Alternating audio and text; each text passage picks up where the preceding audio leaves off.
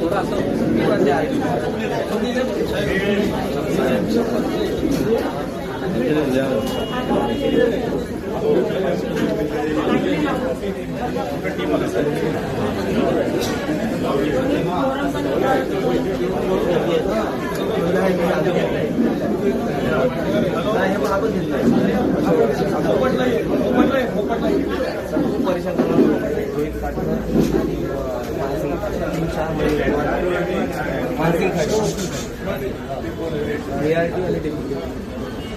कार्यालय जे आहे ते दलाल मुक्त झालं पाहिजे अशा प्रकारची भूमिका मी मांडली होती आणि त्याच्या अनुषंगाने शासनाने स्पष्ट सूचना दिल्या होत्या.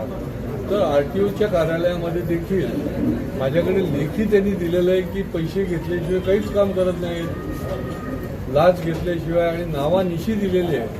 आणि त्याच्यामुळे मी आरटीओ कमिशनरशी संपर्क केला आणि ताबडतोब त्यांनी या ठिकाणी अचानक व्हिजिट द्यावी आणि या संबंधातली एक बैठक घेऊन लाईन ऑफ ॲक्शन ठरवावी अशा प्रकारची मी त्यांच्याकडे मागणी केली आणि त्यांनी ती मान्य केली.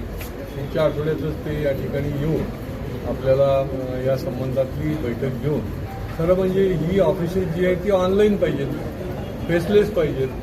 लोकांकडनं पैसे घ्यायची वेळच येता कामा नये. कागदाची पूर्तता सगळी झाली की त्याला कागद मिळाला पाहिजे. इथे 2-2 महिने, 4-4 महिने, 5-5 महिने रखडपट्टी चाललेली आहे आणि त्याच्यामुळे हे साफसफाई करायला लागेल आणि नाहीतर मग वेळ पडली तर अँटी करप्शनच्या माध्यमातून आम्हाला, पण आता हे उद्योग करत बसायचे का आम्ही?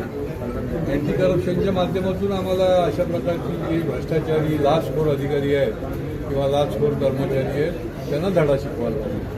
बाकी पडघ्यामधलं देखील फार महत्त्वाचं